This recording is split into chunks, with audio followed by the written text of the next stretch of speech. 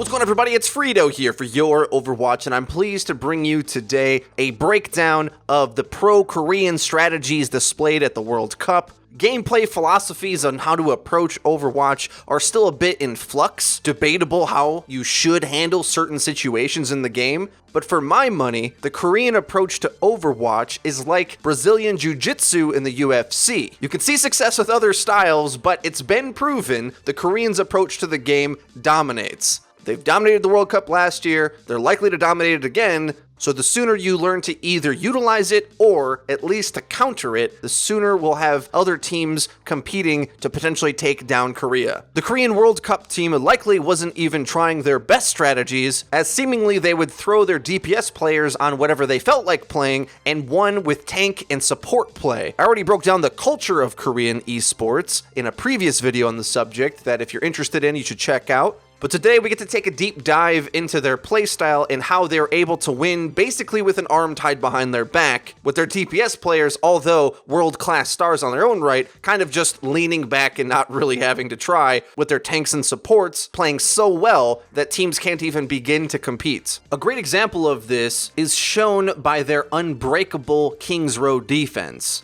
Not more than a single tick has been earned against it by any team they've played thus far. And we can see this based upon how well each player positions and the impeccable discipline in the decision-making of the defense. On paper, the ranged Pharah poke should lead to this defense being broken. And against any Western team trying to run a Junkrat right now, this would work. With no Diva or Soldier to deal with the Pharah from this angle, this should simply just be a point-take counter strat. But as Pharah turns the corner, I want us to pay close attention to the silhouettes of where the South Koreans are positioned. Keeping point presence is the Reinhardt and Zarya, who cycle out their shielding abilities to be able to absorb the damage from this angle. When the Rein shield goes down to regenerate, Zarya steps up, and when Pharah takes a sharper angle, all of the squishies are safe from the damage, giving no opening, and the kicker to this strategy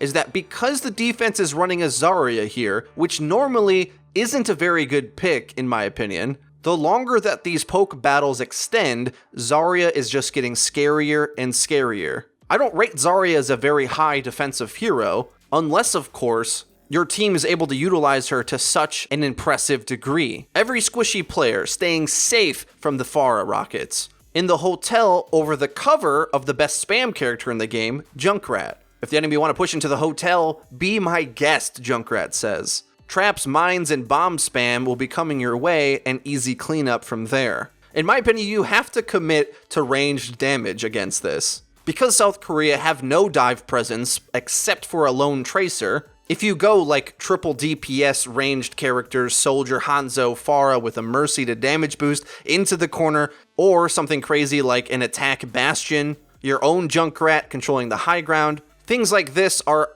ideas you're forced to come up with when you deal with players of this caliber that Korea deals with all the time. This Korean deathball comp is anti-dive, so the assumptions that you should just play dive comp characters into it because dive is the best comp in the game, right, is something that you're going to have to drop. When I made my last video about Korea, I saw a lot of comments saying that Korea ignores the meta. I don't actually think that's accurate at all. I think they're hyper meta. I think they're so advanced in the meta, they understand things in the meta that other people don't see. Where other players assume that there are blank spaces in the meta, they instead are more like Neo in the Matrix and see the entire thing. They know Junkrat is good against dive, on King's Row at least. Junkrat is weak against flankers, multiple angles of attack, normal dive comp play, when he's not sitting in a small corridor where he can spam and easily hit his shots. My opinion is, don't run Tracer against Flowers Junkrat. Here, Team Russia, I think, has a great idea.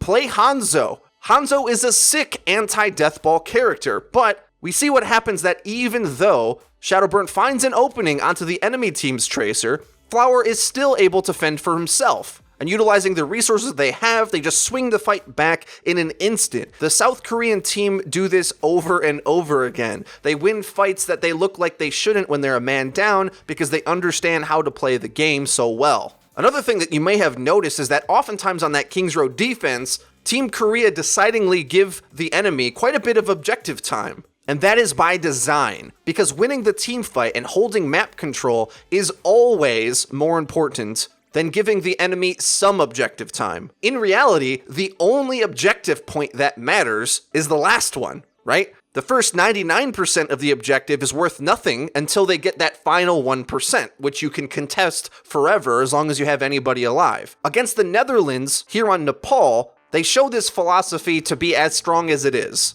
Which also works twofold, of course, because they have a Zarya in their team comp, which wants the team fight to extend longer. The longer the team fight goes, the more opportunities she has to gain charge, and by the time that it goes into a late mid-fight, Zarya is going to be pumped up so scary that it's going to be really difficult for the enemy to fight back. Korea allows the Netherlands to take the objective. Fine, have it, enjoy. Meanwhile, they brawl it out, charge up their Zarya, and by the time she has a good amount of charge, then they re-engage. And what can the Netherlands do? They don't have the firepower to deal with the tankiness and the damage that the Zarya can bring. Playing this way is a bit more akin to a MOBA playstyle. And although Zarya might be unique in that way to Overwatch, especially with her buff, you better expect her to be a strong pick in the current meta with all these changes that are coming into the game. You see a lot of Western teams play hyper-aggressive onto the objective because that's kind of how the meta works in the West. But what South Korea shows us is that oftentimes it's better to yield the objective entirely just to keep your carry alive and farm up your resources that you need in order to win and control the map. And with that playstyle, it keeps your team comp up alive longer to build ultimates and minimizes the amount of time where you have to do a full retake, which is nearly impossible to do on King of the Hill on a lot of the maps. A lot of tough choke points, annoying bridges you have to pass in order to even get to the objective. Retaking on King of the Hill, aka Control, is one of the hardest things to do in the game. So stabilizing your team comp is a way that you minimize the amount of time that you even have to attempt such a thing. And by doing that, South Korea never loses control of the map, and ultimately the win, even if they give up some objective points that really end up not mattering. A little bit different now, we're going to be looking at Volskaya against Russia, where throughout this match, South Korea on defense was flex picking and counter picking galore. One area where Korea especially excels at, based upon how advanced their scene is competitively, is in complex ult fights. Here, Russia is setting up to do the incredibly lethal Nanoblade combo, which typically can see ult wipes happen in a blink of an eye if you don't counter it effectively. Here, South Korea doesn't just have one counter, they have every counter imaginable. Toby's ready with the sound barrier on the engage. He's staying safe, doesn't die to the sword. Flower on Sombra is at an off angle, ready to hack the Genji as he flies into the air. And Jaehong is on a Reaper pick, which many players think Reaper is unusable, but against Genji Blade, the Wraith form gets tons of value, because at close range, Genji doesn't want to take a shotgun blast anyway, but if he decides to focus him, Reaper can Wraith away, really slowing down the pace of this Dragon Blade to the point where it gets next to no value, almost just on the Wraith form play alone, not to mention the two other counters that South Korea had set up. Normally, Wraith form is a very low impact ability, but against Nanoblade, it's cashing in more value than you ever could ask for out of the ability. In order for Dragon Blade to work, you have to get that first kill and start chaining the dash resets, and if you don't, well, you're just sort of swinging and whiffing and doing nothing, which happens oftentimes to Genjis playing against South Korea. Oh, and a cherry on top, after Toby uses his sound barrier in order to counter the Dragon Blade, he flexes onto the Ana and gets incredible value from this high ground position, landing clutch anti-nades that basically stifles this next push entirely. Credit to Russia to at least force South Korea to put their thinking caps on, to counterpick, to outstrat what Russia was attempting to do on their Volskaya attack, but what's even scarier about this series is that we saw the sleeping giant wake up. South Korea has seemingly infinite tricks up its sleeve, as it seems not only is every player a star and possibly contending for the best in the world at their position, they also can play other positions as well. South Korea truly is the final boss of Overwatch. They can play every strategy, they have every skill set. Abandon all hope, ye who face them. No, strike that. Actually, do your homework and come prepared, because South Korea is. They put in the work to be able to have this amount of command over the game. I hope other teams can really step up and challenge the amount of mastery that we're seeing out of the South Korean region. A lot of really exciting teams are going to be duking it out